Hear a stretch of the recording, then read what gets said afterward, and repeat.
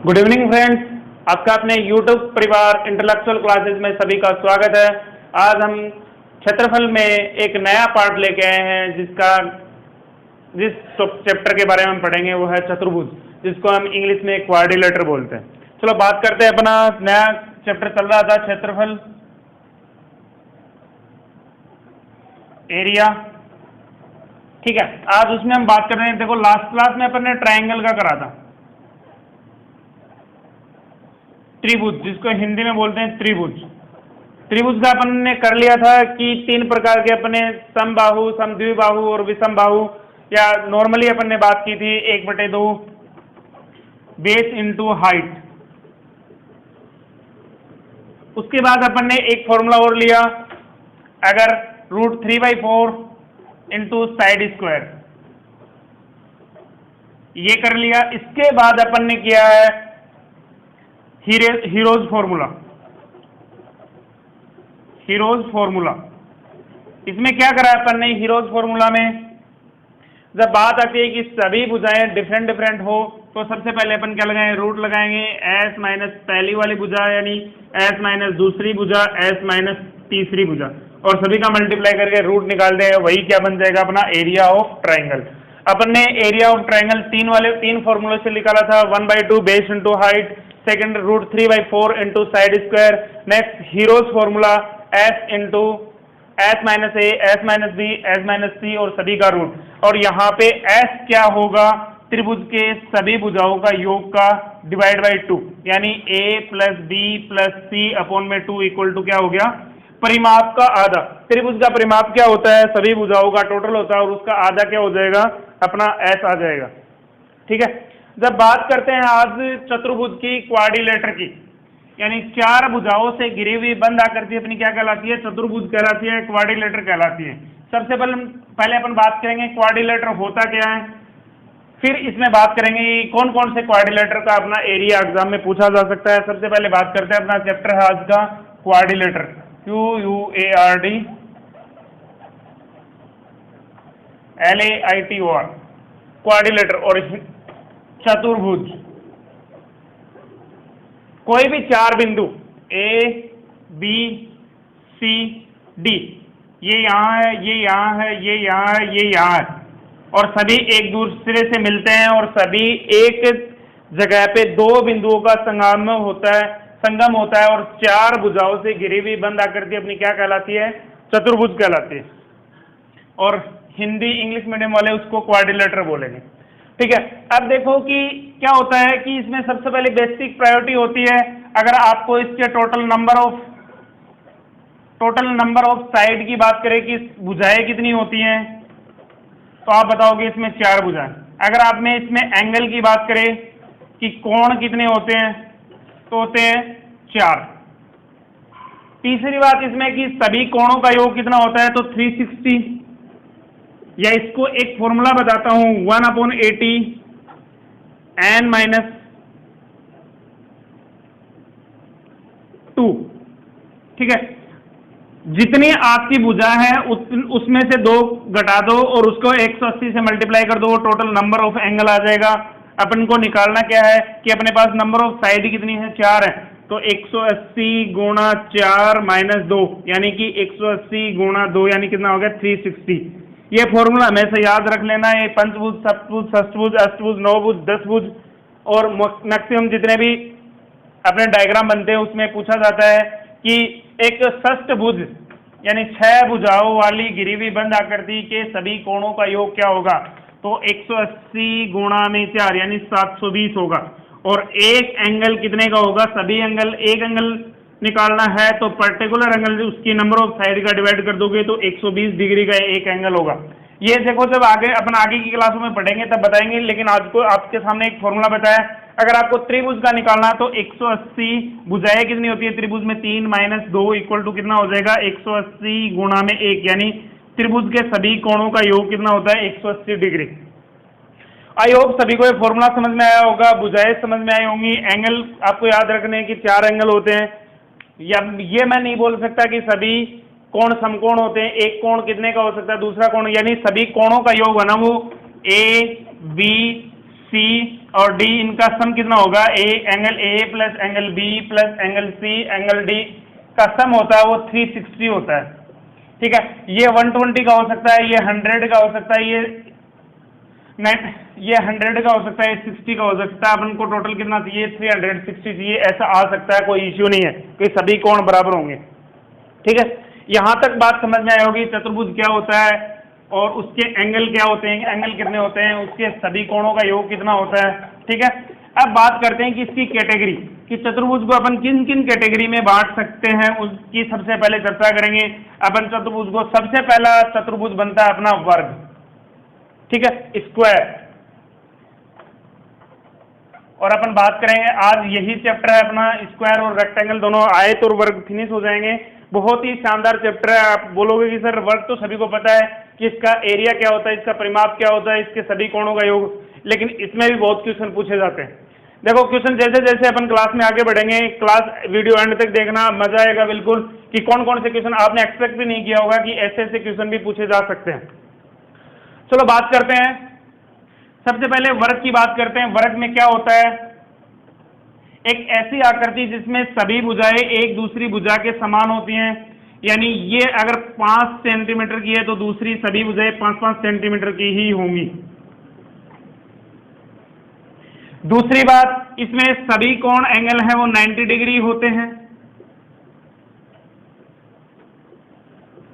ठीक है, तीसरी बात इसमें इंपॉर्टेंट क्या होती है कि इसके दोनों विकिरण बराबर होते हैं। ठीक है, आई होप तीनों बातें समझ में आई होगी कि all side are equal to each other, एक दूसरे के इक्वल होती है, सभी साइड सभी भुजाएं एक दूसरे के बराबर होती हैं। ऑल एंगल आर इक्वल, कि सभी कोण भी बराबर होते हैं और इक्वल टू 90 डिग्री। ठीक है, डायगोनल आर बोथ डायगोनल, यानी दोनों विकिरण होते हैं, तो विकिरण भी क्या होते हैं, दोनों एक दूसरे के इक्विवेलेंट होते हैं। यानी ये विकिरण क्या होता है कि एक कोने से दूसरे कोने पर खींची जाने वाली भुजा क्या कहलाती है, ये पहला कोना, ये दूसरा कोना, ये तो देखो इसकी साइड होगी, ए भी एक भुजा है, लेकिन AC एक क्या है, एक विकिरण, एक वर्ग का विकिरण है। यानी ये हो गया AC और BD इस वर्ग के डायगोनल है, D1 और D2। तो अपन बोल सकते हैं कि D1 की जो लेंथ होगी वही D2 की लेंथ होगी। आई होप सभी को ये चीजें समझ आई होगी। सबसे पहले अपन बात करते हैं, इसका एरिया की बात करते हैं, तो सबसे पहले बात करेंगे अपन इसके परिमाप की, यानी पैरामीटर, पैरामीटर ऑफ स्क्वायर, कि एक स्क्वायर की परिधि क्या होती है, उसका परिमाप क्या होता है। परिमाप का सबसे पहले अगर परिमाप की बात आती है तो परिमाप अपन किसको बोलते हैं कि एक भुजा से लेके शुरू करके सभी भुजाओं के घूम के आना, यहां से लेके यहां यहां यहां यहां, ए से लेके शुरू करो, B C D सभी बिंदुओं पर ट्रेवल्स करके आना, घूम के आना ही उसका ऐड क्या कहलाता है, परिमाप कहलाता है। एक अपना खेत है, उसकी 4 द्वारी है, उसका क्या है, परिमाप होता है कि अपना खेत है वो 100 मीटर लंबा है, 80 मीटर चौड़ा है, तो उसका परिमाप कितना हो गया, 180 गुणा में 2 यानी 360। कैसे हुआ, यानी उसकी लेंथ है 100 मीटर, या अपन बोलते हैं कि 100 मीटर के ही अपनी 4 भुजाएं, यानी वर्ग की अगर वर्गाकार खेत है तो उसकी 100 मीटर हो गया, और सभी का सम क्या हो गया, 100 गुणा में 4। यानी अपन इस बात को सीधे लिख सकते हैं, मल्टीप्लाई की जरूरत इसलिए पड़ती है क्योंकि ज्यादातर संख्याओं को जोड़ना क्या होता है, मल्टीप्लाई होता है। तो अपन इसको क्या कर दिया कि 100 को 4 बार जोड़ने से बेटर है कि 4 गुणा 100 कर दो, और इस बात को अपन लिख सकते हैं कि उसका परिमाप हो गया 4 गुणा भुजा। जब किसी भी वर्ग की बात हो और उसके परिमाप की बात हो तो अपन उसके बारे में लिखेंगे कि वर्ग का परिमाप होता है 4 गुणा भुजा, 4 इंटू साइड। आई होप सभी को ये चीजें समझ आई है। आगे बात करते हैं इसमें क्षेत्रफल की। क्षेत्रफल क्या होता है, सबसे पहले बात करते हैं कि एरिया होता क्या है। जब बात वर्ग की हो और उसमें एरिया की बात हुई हो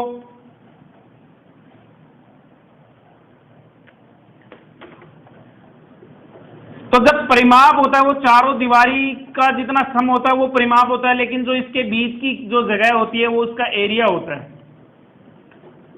एरिया क्या होता है, जो इसके बीच की जो जगह होती है। आज अपन ने अपना खेत है, खेत जोत रहे हैं, तो अपन क्या कर रहे हैं, उसके क्षेत्रफल में जोत रहे हैं। देखो खेत में अगर अपन फसल की कटाई करते हैं, बुआई करते हैं, तो उसमें क्या करते हैं अपन, उसके एरिया में काम कर रहे हैं।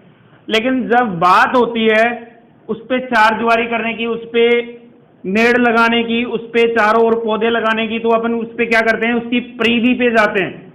ये उसकी परिधि है और ये इसके अंदर वाला पार्ट है, ये उसका क्षेत्रफल है। ये बातें दोनों की समझ में आनी चाहिए। जब बात हो आपको उस पे मेड़ लगाने की, उस पे चार दीवारी बनाने की, तो आप क्या करोगे, उसके परिमाप पे करोगे, उसकी परिधि पे काम करोगे। जब बात हो उसको जोतने की, उसमें कटाई करने की, उसमें बुआई करने की, तो बात उसके क्षेत्रफल की आती है। ठीक है, क्षेत्रफल समझ में आया होगा।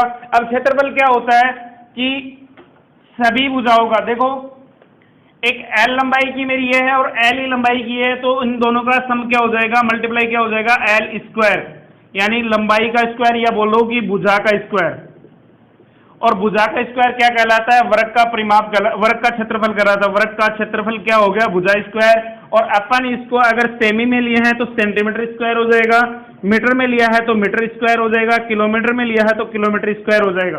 देखो हो सकता है कि किलोमीटर में डाटा आ सकते हैं, क्योंकि अपना जब मैं बात करता हूं किसी एयरपोर्ट की, तो एयरपोर्ट में क्या होता है कि एक चार दीवारी होती है, ठीक है, और उसका 2 किलोमीटर इधर होता है, 2 किलोमीटर ही इधर होता है। तो ये क्या हो गया, क्यों, उसकी लंबाई 2000 मीटर में ले सकते हैं इसको। और अगर 2000 इंटू 100 कर दियो तो इसको सेंटीमीटर में ले सकते हैं। तो देखो बात वही है कि सेंटीमीटर, मीटर और किलोमीटर में एक संबंध होता है कि 1000 मीटर का 1 किलोमीटर बनता है, 1000 मीटर का 1 किलोमीटर बनता है, और 100 सेंटीमीटर मिला के 1 मीटर बनाते हैं। ठीक है, ये बात आपको सभी को पहले अपन ने जब दूरी की बात की थी तो इसमें अच्छे से डिस्कशन हुआ था। आई होप सभी की विजिबिलिटी है, आवाज आ रही है क्लियर। तो यहां अपन ने क्षेत्रफल और परिमाप की बात कर ली, उसका एरिया क्या होता है, उसका क्षेत्रफल क्या फॉर्मूला लगाते हैं, वर्ग भुजा की स्क्वायर, और ये तो होता है 4 गुना भुजा, परिमाप होता है 4 गुना भुजा, क्षेत्रफल होता है भुजा स्क्वायर। ठीक है, अब बात करते हैं इसके विकिरण, इनसे रिलेटेड क्वेश्चन करेंगे। पहले एक बार छोटा सा और समझ लेते हैं।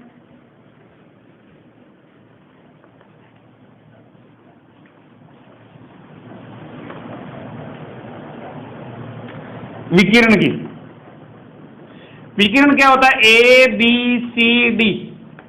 ठीक है, तो देखो मैं ये मेरी भुजा एक निश्चित मान लेता हूं, मैं ये 10 सेंटीमीटर की है, ये भी 10 सेंटीमीटर की है।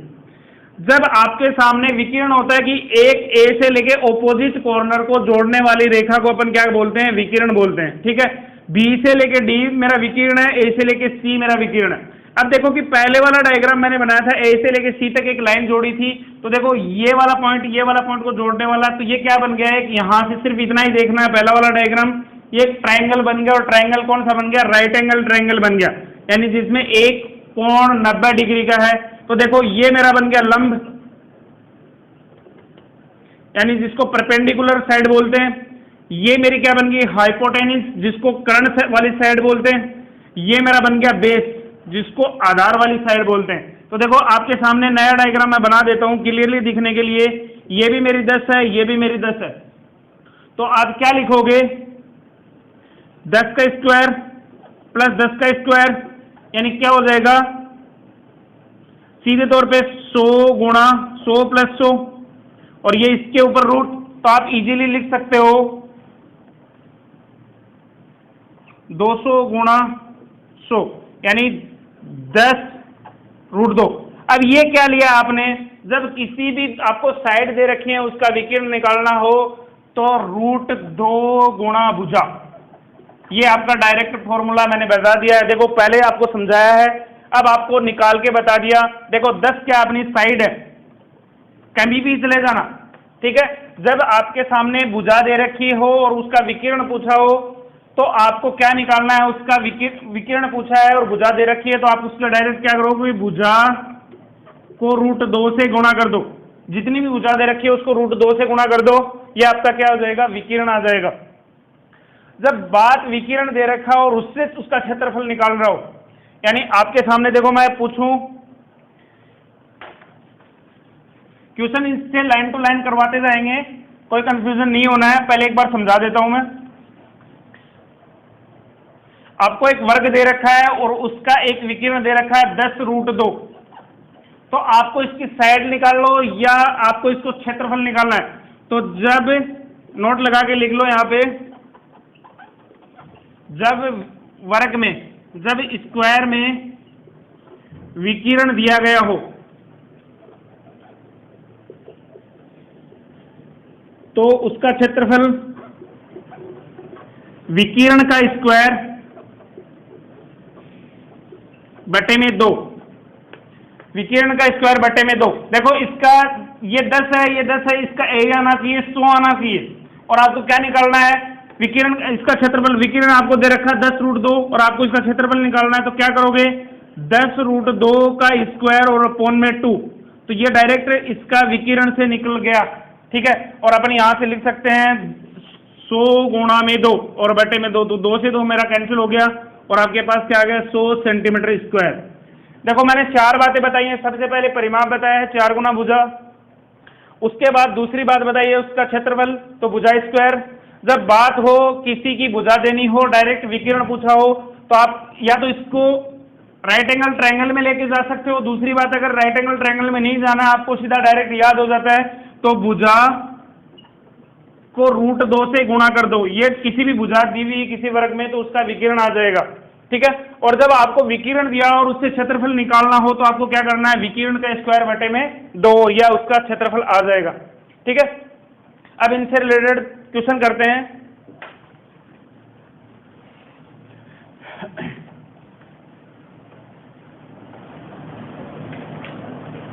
पहला क्वेश्चन है, एक वर्गाकार खेत की भुजा, एक वर्गाकार खेत की भुजा 100 सेंटीमीटर है, तो उसके चारों ओर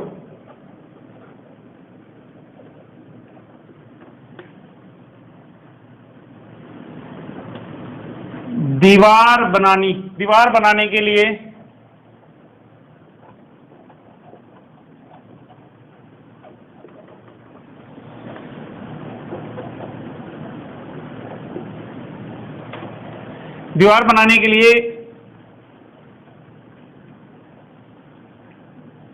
उसकी परिधि क्या होगी।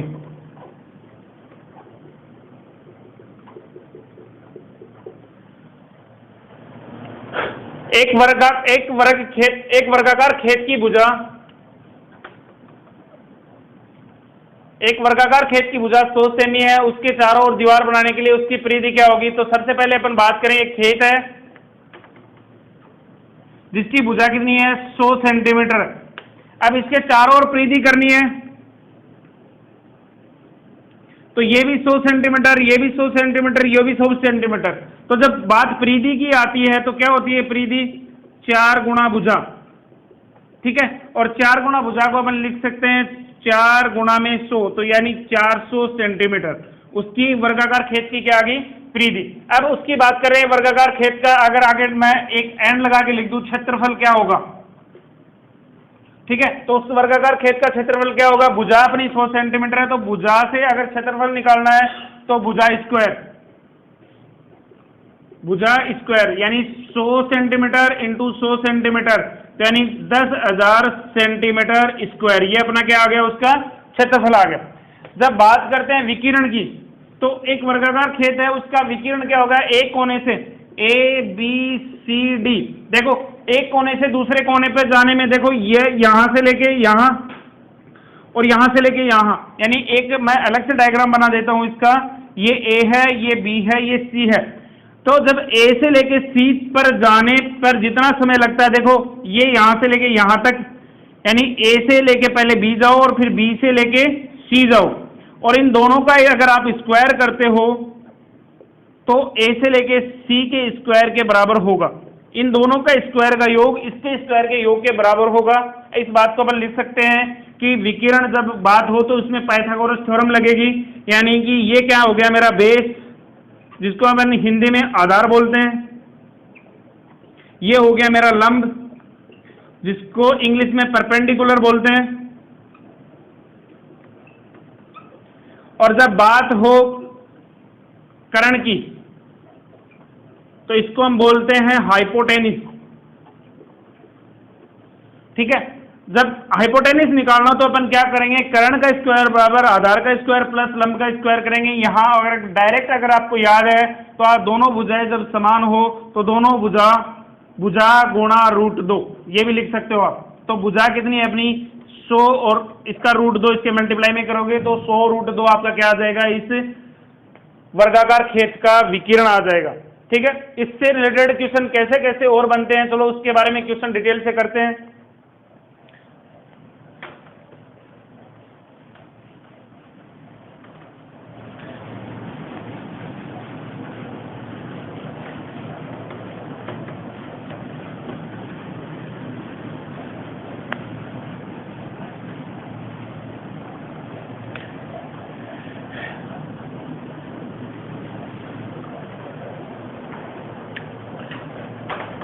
नेक्स्ट क्वेश्चन, एक व्यक्ति की चाल 5 मीटर प्रति सेकंड है। वह अपने वर्गाकार एक व्यक्ति की चाल 5 मीटर प्रति सेकंड है। वह अपने वर्गाकार खेत के चारों ओर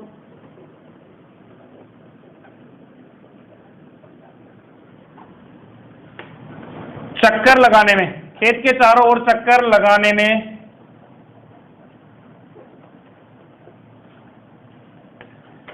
20 सेकंड का समय लेता है। 20 सेकंड का समय लगाता है।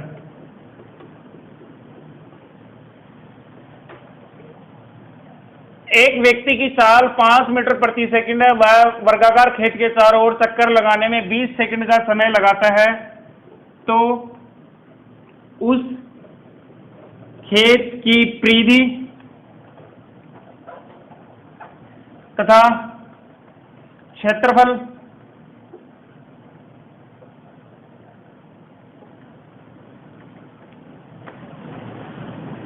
क्या होगा, उस खेत की परिधि तथा क्षेत्रफल क्या होगा। नेक्स्ट क्वेश्चन है उसमें, यदि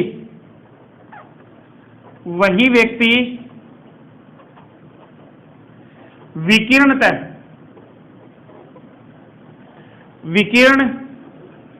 के रास्ते एक कोने से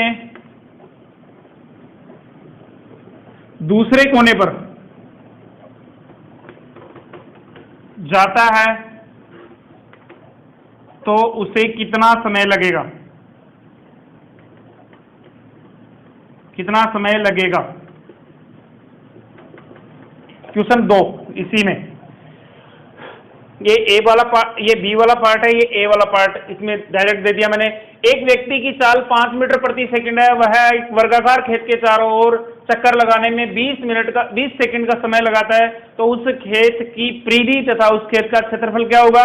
दूसरा, वही व्यक्ति विकिरण के रास्ते एक कोने से दूसरे कोने पर जाता है तो वह कितना समय लगेगा। उसको उस एक विकिरण से दूसरे विकिरण पर जाने में कितना समय, एक बिंदु से दूसरे बिंदु में जाने में कितना समय लगेगा। देखो, आई होप क्वेश्चन सभी को समझ आ गया होगा कि क्वेश्चन में दे क्या रखा है और क्वेश्चन में पूछा क्या है। देखो, इस क्वेश्चन को थोड़ा सा समझने से पहले अपन दूरी और चाल समय का जो लास्ट चैप्टर अपना फिनिश हुआ है थोड़ा सा उस पर गौर करेंगे। भाई, आपके सामने एक फॉर्मूला लिखवाया था कि दूरी बराबर क्या होता है, चाल गुणा समय होता है। ठीक है, और आपके सामने चाल दे रखी है और समय दे रखा है तो आप उसकी दूरी निकाल सकते हो। यानी कि कहने का तात्पर्य ये है कि ये एक वर्गाकार खेत है। एक व्यक्ति यहां से शुरू करता है, पहले इधर जाता है, फिर इधर जाता है, फिर इधर जाता है, फिर इधर आता है और यहां से चारों ओर घूम के वह 20 सेकंड में पूरा चक्कर पूरा कर लेता है। अगर किसी को इस वाले चैप्टर में डाउट हो तो पीछे वाली जो क्लास में जो वीडियो है समय चाल दूरी, उसको एक बार फिर से रिपीट कर लें और वहां से देखें। देखो, इसमें क्या दे रखा है कि यहां से लेके शुरू करके पूरे चारों ओर घूम के आता है और उसे 20 सेकंड का समय लगाता है और उसकी चाल आपको दे रखी है, 5 मीटर प्रति सेकंड दे रखी है। बहुत ही इंपॉर्टेंट क्वेश्चन है, एक बार समझ जाओगे तो लाइफ में नहीं भूलोगे। उसकी चाल आपको 5 मीटर प्रति सेकंड दे रखी है, उसका समय आपको दे रखा है 20 सेकंड। तो यहां से लेके घूम के वापस इसी बिंदु पर आने में उसे 20 सेकंड का समय लग रहा है। तो कितनी दूरी तय करी है उसने? तो दूरी बराबर क्या बताया था लास्ट क्लास में? चाल गुना समय। चाल अपनी 5 मीटर प्रति सेकंड और समय उसमें लग रहा है 20 सेकंड, यानी 100 मीटर वो क्या करेगा? यात्रा, यानी यहां से लेके यहां तक 100 मीटर की दूरी तय कर रहा हूं। तो उसकी परिधि क्या आ गई? 100 मीटर। ठीक है, अगर किसी वर्गाकार खेत की परिधि 100 मीटर है तो उसकी भुजा कितनी आ जाएगी? तो भुजा परिधि इक्वल टू क्या होता है? 4 गुना भुजा। 4 गुना भुजा, आपके सामने परिधि दे रखी है और ऑलरेडी परिधि कितनी है? 100 मीटर दे रखी है। तो यहां से अपन भुजा निकालेंगे तो उसकी भुजा कितनी आ जाएगी? ये भी 25 मीटर की, ये भी 25 मीटर की, ये भी 25 मीटर और ये भी 25 मीटर। क्यों? क्योंकि ये वर्गाकार खेत है। ठीक है, अब देखो कि यहां से लेके अब आपको इससे डायरेक्टली इजीली पूछा है कि उसका क्षेत्रफल क्या होगा, तो आप उसका क्षेत्रफल निकाल सकते हो। भुजा आपके साथ सामने 25 मीटर है तो उसका क्षेत्रफल क्या हो गया? भुजा गुणा भुजा। भुजा कितनी है? 25 गुणा 25 कितनी हो जाएगी? पहले दोनों क्वेश्चन का अपन को आंसर मिला। पहले की उसकी परिधि है 100 मीटर और उसका क्षेत्रफल बना है 625 मीटर स्क्वायर। आई होप दोनों बातें समझ आ गई होंगी। 625 मीटर स्क्वायर क्यों है? क्योंकि किसी भी वर्ग का क्षेत्रफल क्या होता है? भुजा का स्क्वायर होता है।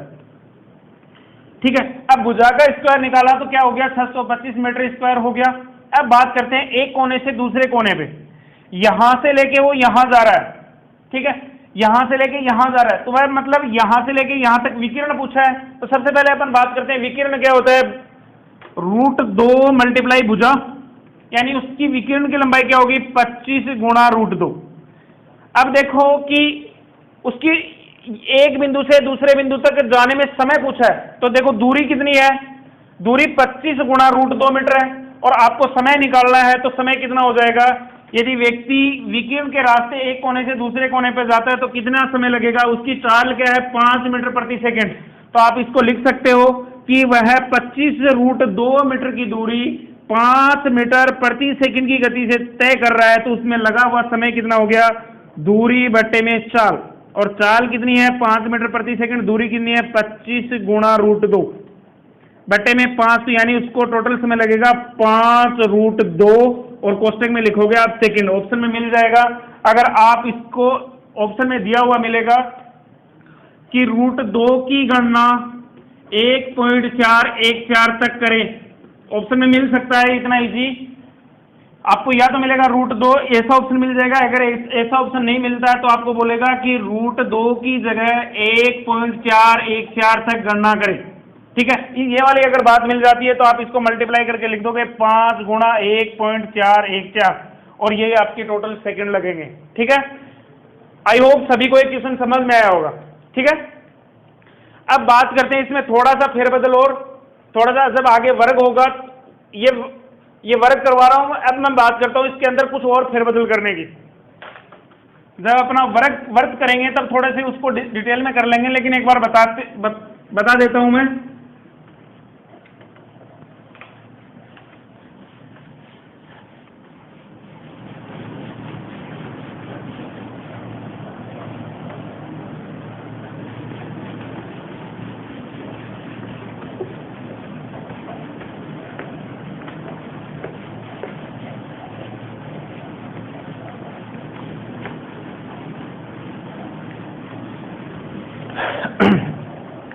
जब एक आपको वर्ग दे रखा है और उसके अंदर आपको बोला गया है कि एक अंतःवर्त बनाना है, और वही आपको वर्ग दे रखा है और उसके अंदर आपको बनाना है परिवर्त। ठीक है, एक अंतःवर्त का मतलब हुआ है, अंतःवर्त का मतलब हुआ है इसके अंदर वर्त बनाना है। देखो कंफ्यूज नहीं होना है, ये वाला जो सिंबल है ये स्क्वायर का सिंबल है जिसको हम हिंदी में वर्ग बोलते हैं, और जो ये वाला जो सिंबल है ये सर्किल का CLE का होता है और इसको हम वर्त बोलते हैं। ठीक है, तो देखो एक स्क्वायर है उसके अंदर अपन एक सर्किल बना रहे हैं। पहली वाली बात, एक स्क्वायर है उसके चारों ओर एक सर्किल बना रहे हैं, यानी क्या हो गया कि ये इसके बाहर वाले कोने टच होने चाहिए, इसके अंदर वाले सरफेस के टच होने चाहिए। जब पहली वाली स्थिति फर्स्ट पोजीशन फर्स्ट की बात करते हैं अपन, तो उसमें क्या होता है, अंतःवर्त बनाना है, एक वर्ग है, एक स्क्वायर, उसके अंदर सर्किल बनाना है। तो जब एक वर्ग के अंदर सर्किल बनेगा तो एक वर्ग की जितनी भुजा होती है उसकी लंबाई की उसकी क्या हो जाएगी, उसका व्यास हो जाएगा। ठीक है, अगर मैं बोलूं कि एक वर्ग की भुजा 10 सेमी है और उसके अंदर एक वर्त बनाना है, तो इसकी जो भुजा होती है उसकी लंबाई की उसका क्या होता है, डायामीटर होता है, यानी उसका व्यास। इसमें क्या संबंध होता है, जब अंतःवर्त की बात करते हैं, अंतःवर्त की बात करते हैं तो वर्ग की भुजा इक्वल टू होती है वर्त का व्यास, वर्त का व्यास। The side of square is equal to the diameter of the circle, कि एक वर्त का व्यास क्या होता है, एक वर्ग की भुजा के बराबर होता है। ठीक है, अब आपके सामने इसको बोला कि एक 10 सेमी वर्गाकार भुजा के अंदर एक वर्त बनाया जाता है, तो उस वर्त का क्षेत्रफल क्या होगा।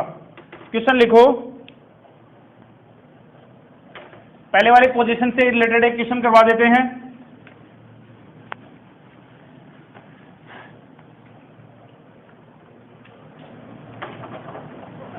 एक 10 सेंटीमीटर भुजा वाले, एक 10 सेंटीमीटर भुजा वाले वर्ग के अंदर एक अधिकतम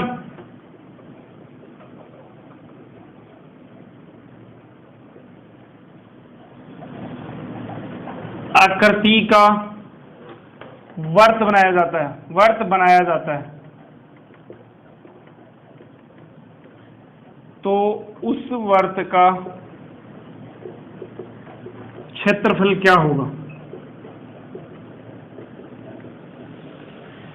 एक 10 सेमी भुजा वाले वर्ग के अंदर एक अधिकतम आकृति का वर्त बनाया जाता है, तो उस वर्त का क्षेत्रफल क्या होगा। क्वेश्चन में दे रखा है, डायग्रामेटिक व्यू के हिसाब से समझाएं तो ये मेरी 10 सेंटीमीटर की भुजा है, ये भी 10 है, ये भी 10 है और ये भी 10 है। ठीक है, इसके अंतःवर्त बनाया है तो इस सभी भुजाओं को टच करते हुए बनाया है। तो जो ये वाली जो साइड है, ये यहां से एक वर्त की भुजा हर कोने से इक्विवेलेंट होती है, यहां से लेके यहां तक की क्या है, 10 सेंटीमीटर की है। अगर आपको बोला जाए कि वर्त की परिधि, सॉरी इसका व्यास दे रखा, व्यास अपने पास आ गया, अपने पास 10 सेमी है, क्योंकि मैंने बोला है कि वर्ग की भुजा और वर्त का व्यास दोनों क्या होते हैं, इक्वल होते हैं। तो व्यास अपने पास कितना है, उसका डायमीटर अपने पास डी आया है, वो क्या होता है 10 सेंटीमीटर। ठीक है, तो यहां से इसकी रेडियस करेंगे तो d/2, डायमीटर की आधी क्या होती है, उसकी त्रिज्या होती है। इस चैप्टर को डिटेल से करेंगे अपन, उसी क्लास में भी अपन इसको अच्छे से कर लेंगे। देखो कि r कितनी होगी, r होगी 10/2, तो अपनी r होगी 5 सेंटीमीटर। तो अपन इसका क्षेत्रफल इजीली निकाल सकते हैं। तो वर्त का क्षेत्रफल होता है पाई r स्क्वायर, और अपन इसको बात कर लेंगे, पाई एज इट इज लिख लिया, r स्क्वायर यानी 25 पाई आ गया। अपन उसका क्षेत्रफल निकालेंगे तो 25 पाई सेंटीमीटर स्क्वायर।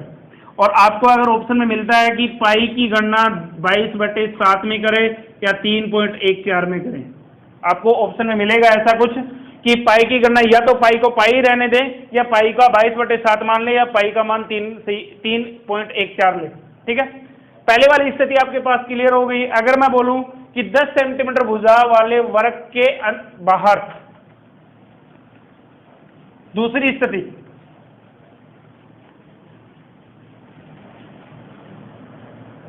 दस सेमी भुजा वाले वर्ग के चारों ओर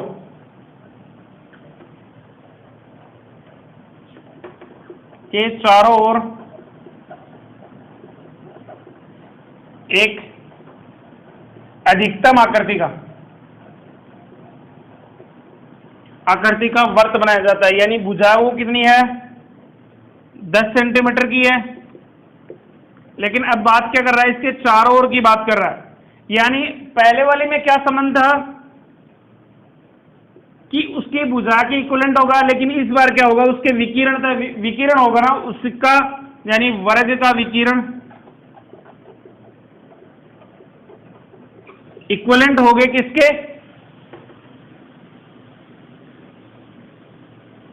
वर्त की परिधि के। सॉरी वृत्त के व्यास के। ठीक है, देखो ये यहां से लेके यहां तक क्या बन रहा है, इसका व्यास बन रहा है, लेकिन ये यहां से इसका क्या बन रहा है, पूरा डायमीटर बन रहा है, उसका पूरा व्यास बन रहा है। तो वर्ग का विकीर्ण है और जो वृत्त का व्यास है वो दोनों इक्विवेलेंट हो गए। और जब किसी वर्ग की भुजा दे रखी है और उसका विकीर्ण निकालना हो तो क्या करना है, भुजा गुणा √2, और भुजा गुणा √2 बटे में 2 अगर आप करते हो तो वर्ग का त्रिज्या आ जाएगी, ये r आ जाएगी। क्यों आएगी, क्योंकि ये d है, वृत्त का व्यास क्या होता है, d होता है, वर्ग का विकीर्ण क्या होता है, भुजा गुणा √2 होता है। और जब अगर किसी की त्रिज्या निकालनी, किसी वर्ग की त्रिज्या निकालनी है तो उसकी व्यास को क्या कर देंगे अपन, उसका आधा कर देंगे।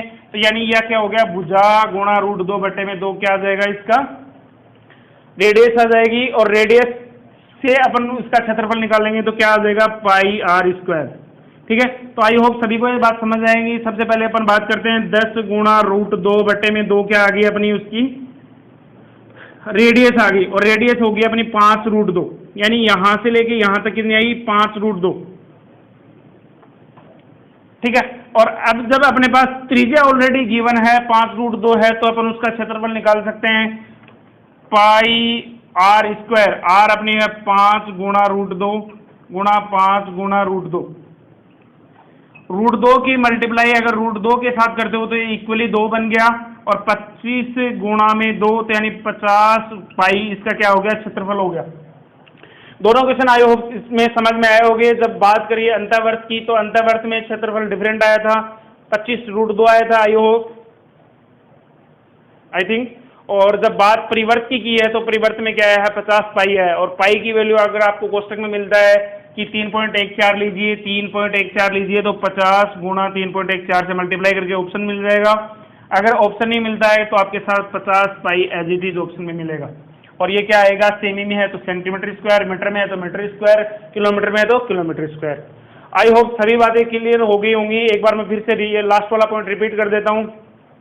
जब बात परिवर्त की आती है तो परिवर्त विकीर्ण और वर्त का व्यास दोनों बराबर होते हैं। अंतःवर्त की बात आती है तो भुजा की अधिकतम आकृति तब बनेगी जब उसकी भुजा जितनी बड़ी जितनी भुजा होगी उसी की आकृति में उसका क्या बनेगा, विकिरण बनेगा। ठीक है, यहाँ तक सभी को वर्ग क्लियर हो गया। कल इसमें बात करते हैं, सब चीजें आपको सामने क्लियर होती जाएंगी। इस प्रकार से अपन आयत को भी अपन डिटेल से करेंगे। आप इसमें एग्जाम में कैसा भी क्वेश्चन पूछा जाएगा आप उसमें कोई हेजिटेशन नहीं होगी, आप उस क्वेश्चन को श्योर एंड डेफिनेटली करते जाओगे। आई होप सभी को वीडियो पसंद आया। अगर सेशन पसंद आया है तो ज़्यादा से ज़्यादा लाइक करें, शेयर करें, सब्सक्राइब करें। ठीक है, आज के लिए इतना ही।